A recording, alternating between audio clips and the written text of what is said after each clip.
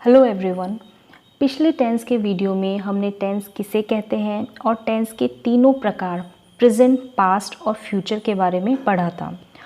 और इन तीनों टेंस के चार चार प्रकार कौन कौन से होते हैं ये सब हमने पिछले वीडियो में कर लिए। तो आज हम सीखेंगे प्रेजेंट इंडेफिनिट टेंस के बारे में, जिसे सिंपल प्रेजेंट टेंस भी कहते हैं। यह सबसे पहला टेंस होता है। अगर आप इस टेंस को समझ लेंगे तो बाकी सारे टेंस भी आपको आसानी से समझ में आ जाएंगे। तो चलिए शुरू करते हैं। सबसे पहले हम प्रेजेंट इंडेफिनिट टेंस की पहचान देख लेते हैं, मतलब कि कौन से वाक्य होंगे जो प्रेजेंट इंडेफिनिट टेंस के होंगे। इसमें यदि मुख्य क्रिया यानी कि मेन वर्ब के बाद ता है, ते है, ती है का प्रयोग होगा तो ऐसे सेंटेंसेस प्रेजेंट इंडेफिनिट टेंस में आते हैं। एक एग्जाम्पल से इसको समझेंगे। राम स्कूल जाता है।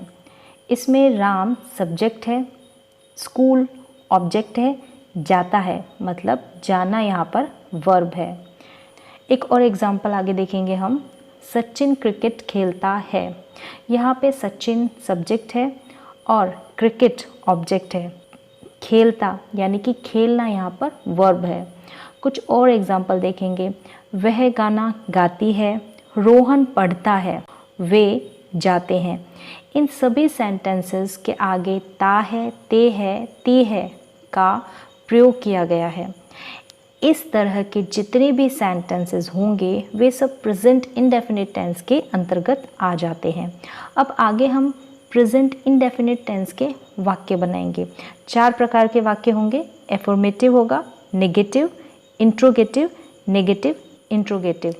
तो सबसे पहले हम एफर्मेटिव सेंटेंस यानी कि सकारात्मक वाक्य को समझेंगे।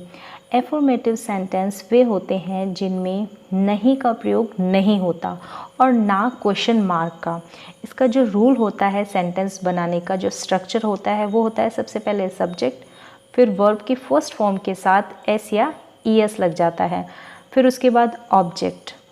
एक क्वेश्चन हमारे सामने आता है कि मेन वर्ब या ये वर्ब क्या होती है, जैसे कि सोना, खेलना, खाना, पीना, ये सब क्रियाएं होती हैं यानी कि वर्ब होती है। अब यहाँ पर हम देखेंगे एस या ईएस किसके साथ लगता है। He, she, it singular subject में वर्ब के साथ एस या ईएस लग जाता है। I, we, you, they plural subject के साथ एस या ईएस नहीं लगता। मतलब कि सिंगुलर सब्जेक्ट के साथ एस या ईएस लगाया जाता है, प्लूरल सब्जेक्ट के साथ एस या ईएस नहीं लगाते। अब यहाँ पे एक कन्फ्यूज़न होगा कि हम किस वर्ब यानी क्रिया के साथ एस या ईएस लगाएं। तो एस या ईएस लगाने के कुछ नियम होते हैं, तो वो भी हम सीख लेते हैं। क्रिया में एस लगाते वक्त क्रिया के आखिरी अक्षर यदि ओ, एस, एक्स, एस एच या सी एच हो तो एस के बजाय ई एस लगाएं। तो इसके कुछ एग्जाम्पल देखेंगे, जैसे कि गो, गो में लास्ट में ओ है तो ई एस लगाएंगे। टेक्स, टेक्स में भी लास्ट में एक्स है तो ई एस लगाएंगे। वॉच में भी ई एस लगेगा क्योंकि लास्ट में सी एच है। पास में भी एस है तो ई एस लगेगा। वॉश में एस एच है तो ई एस लगेगा। और टीच में भी सी एच है तो ई एस लगेगा। मतलब गो का गोज़, टेक्स का टेक्सेस, वॉच का वॉचेस, पास का पासेस, वॉश का वॉशेस, टीच का टीचेस। दूसरा नियम है कि क्रिया के आखिर में यदि वाई हो तो वाई का आई करके आगे ई एस लगाएं। जैसे कि एग्जाम्पल देख लेते हैं, जैसे कि ट्राई, यहाँ पे वाई है तो वाई को बदलकर हम क्या लिख देंगे, आई, और लास्ट में ई एस लगा देंगे तो ये बन जाएगा ट्राइज। स्टडी में भी वाई है लास्ट में तो वाई का क्या कर देंगे, आई कर देंगे और लास्ट में ई एस जोड़ देंगे तो स्टडीज़ हो जाएगा। कैरी में भी ऐसे है, लास्ट में वाई है तो वाई को हटा के आई लिख देंगे और लास्ट में ई एस जोड़ देंगे।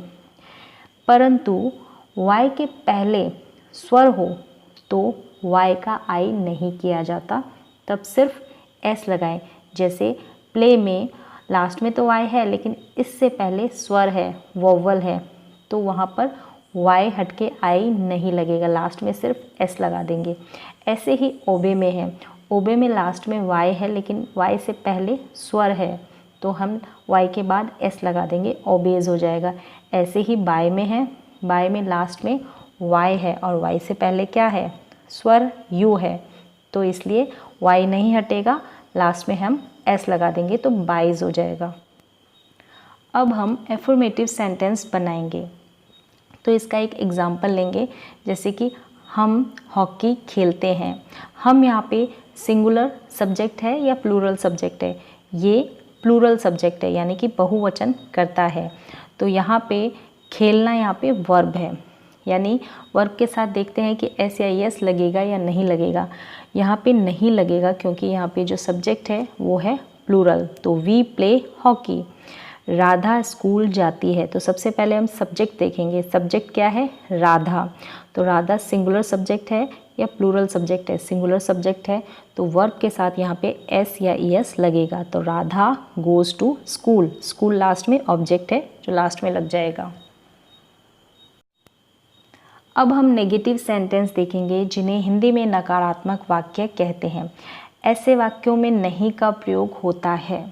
इसका रूल क्या होगा, सब्जेक्ट प्लस डूडज, डूडज के बाद में नॉट प्लस वर्ब की फर्स्ट फॉर्म, उसके बाद ऑब्जेक्ट। यहाँ पर मेन वर्ब जो होगी उसके साथ एस या एस नहीं लगेगा क्योंकि डूडज में ऑलरेडी ही एस है। अब यहाँ पर एक क्वेश्चन यह आता है कि हम किसके साथ डू का प्रयोग करें और किसके साथ डज का प्रयोग करें, तो ये भी देख लेते हैं। ही, शी, इट और सिंगुलर सब्जेक्ट कोई भी, उसके साथ डज का प्रयोग होगा। आई, वी, यू, दे और प्लूरल सब्जेक्ट उसके साथ डू का प्रयोग होगा। अब आगे कुछ एग्जाम्पल देख लेते हैं, जैसे कि राधा स्कूल नहीं जाती है। तो राधा यहाँ पे जो सब्जेक्ट है वो सिंगुलर सब्जेक्ट है, तो इसके साथ किसका प्रयोग होगा, डज का। तो डज के बाद क्या लग जाएगा, नॉट, क्योंकि ये नेगेटिव सेंटेंस है। तो Radha does not go to school. एक और एग्जाम्पल देख लेते हैं, वे स्कूल नहीं जाते हैं। तो वे यहाँ पे कौन सा सब्जेक्ट है, सिंगुलर है या प्लूरल है, वे का मतलब होता है दे, तो ये प्लूरल सब्जेक्ट है। तो प्लूरल सब्जेक्ट के साथ यानी बहुवचन कर्ता के साथ डू का प्रयोग होगा, डू के बाद नॉट लग जाएगा, तो they do not go to school. अब आगे हम प्रश्नवाचक वाक्य यानी इंट्रोगेटिव सेंटेंसेस के बारे में जानेंगे। इंट्रोगेटिव सेंटेंसेस बनाने के नियम देख लेते हैं। सबसे पहले WH फैमिली, उसके बाद डू डज, फिर सब्जेक्ट, वर्ब की फर्स्ट फॉर्म, ऑब्जेक्ट और लास्ट में क्वेश्चन मार्क लग जाएगा। यहाँ पर एक चीज़ देखेंगे कि प्रश्नवाचक वाक्य दो तरह के होते हैं, एक पॉजिटिव यानी सकारात्मक वाक्य, दूसरे नेगेटिव यानी कि नकारात्मक वाक्य। तो पहले हम पॉजिटिव प्रश्नवाचक यानी कि इंट्रोगेटिव सेंटेंसेस के बारे में जानेंगे। इसमें सबसे पहले WH फैमिली आएगी। WH फैमिली में क्यों, क्या, कैसे, कहाँ एट्सेट्रा, इस तरह के जितने भी वर्ड्स होते हैं वो इस WH फैमिली में आते हैं। नेगेटिव इंट्रोगेटिव सेंटेंस यानी कि नकारात्मक प्रश्नवाचक वाक्य का नियम, WH फैमिली, फिर डू डज, फिर सब्जेक्ट, सब्जेक्ट के बाद यहाँ पे नॉट लग जाएगा, फिर वर्ब की फर्स्ट फॉर्म, फिर ऑब्जेक्ट और लास्ट में क्वेश्चन मार्क। जो सेंटेंस इंट्रोगेटिव नेगेटिव होते हैं इनमें सब्जेक्ट के बाद नॉट का प्रयोग होता है। अब यहाँ पर हम यह जान लेते हैं कि प्रश्न पूछने के दो तरीके होते हैं, एक यस नो टाइप के होते हैं। ऐसे वाक्य क्या से शुरू होते हैं, एग्जाम्पल देख लेते हैं। क्या वो खेलता है, क्या राम खेलता है। इन प्रश्नों का जवाब हम हाँ या ना में दे सकते हैं। जब भी यस और नो टाइप के क्वेश्चंस पूछे जाएंगे तब WH फैमिली का प्रयोग नहीं होगा, वाक्य डू डज से स्टार्ट होगा। जैसे कि यहाँ पे एग्जाम्पल था, क्या वो खेलता है, तो वो का यहाँ पे होगा ही, तो यहाँ पे शुरू में डज आएगा या डू आएगा तो हम सब्जेक्ट देखेंगे। सब्जेक्ट यहाँ पे सिंगुलर है यानी कि ही है, तो ये डज से शुरू होगा, डज ही प्ले। दूसरा जो सेंटेंस है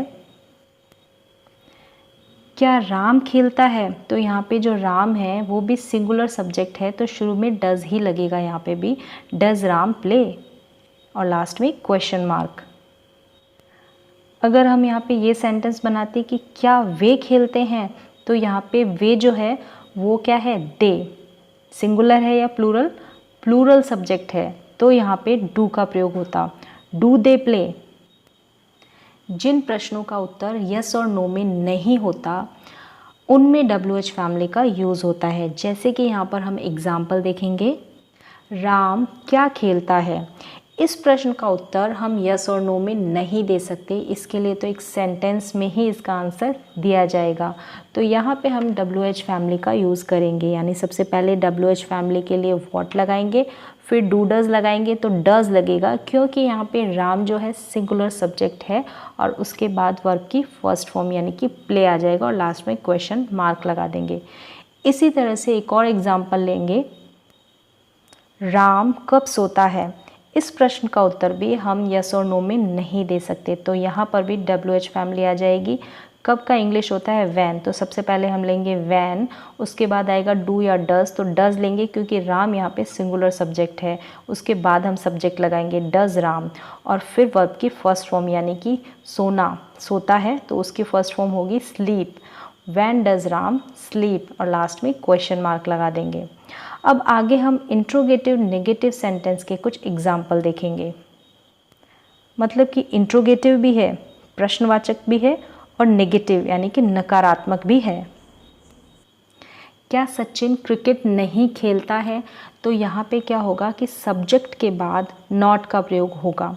जैसे कि सबसे पहले तो हम लेंगे डू या डज, क्योंकि ये WH फैमिली से नहीं है, इसका जो आंसर है यस और नो में दे सकते हैं।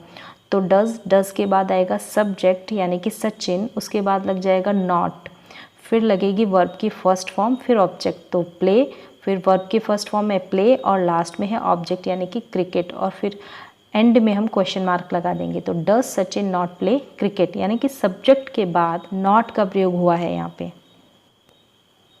यहाँ पर प्रेजेंट इंडेफिनिट टेंस का शॉर्ट इंट्रोडक्शन कंप्लीट होता है। आपको सिर्फ इतना करना है, जितनी हो सके उतनी प्रैक्टिस करनी है। तो आज के लिए बस इतना ही, मिलते हैं एक और नए एजुकेशनल वीडियो के साथ, तब तक के लिए धन्यवाद।